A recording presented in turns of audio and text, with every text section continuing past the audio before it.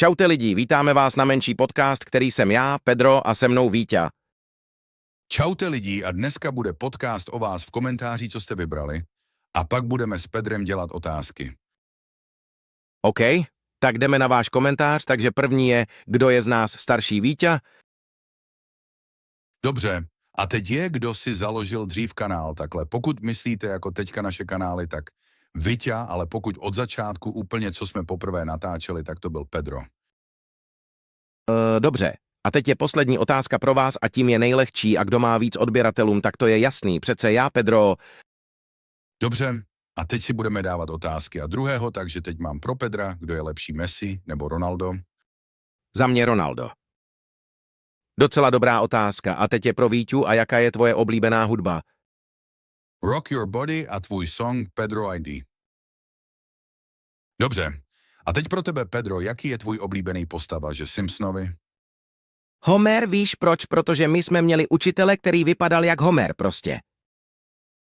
No teď pro tebe, Víťo, jaká je tvoje oblíbená barva? Černá, nevím proč, ale prostě černá se mi líbí. A pro tebe máš rád mlíko? Vím, že tady bude hejt, ale prostě nechutná mi mlíko, moc nemusím. A pro tebe, Víťo, sleduješ vůbec fotbal?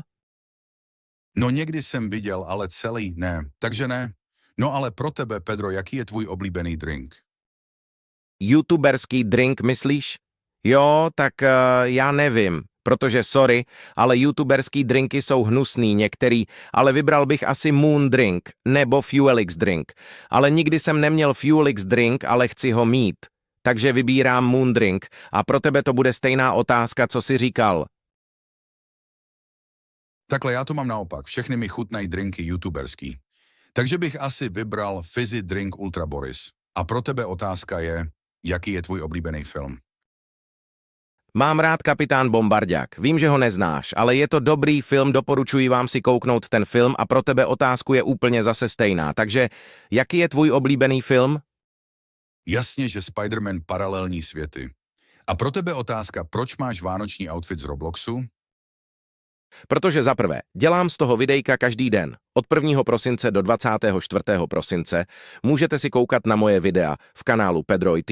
A za druhé, jsou zítra Vánoce, tak proto. A poslední otázka a tím je, jaká je tvoje oblíbená hra? Dobře no, pokud se vám líbilo, dejte like, odběr na kanály Pedro IT a Pedro IT reakce a na Víťu VMCZ a VMCZ reakce a tak dále. No a tady toto kanále Duo Roblox, tak zatím čau.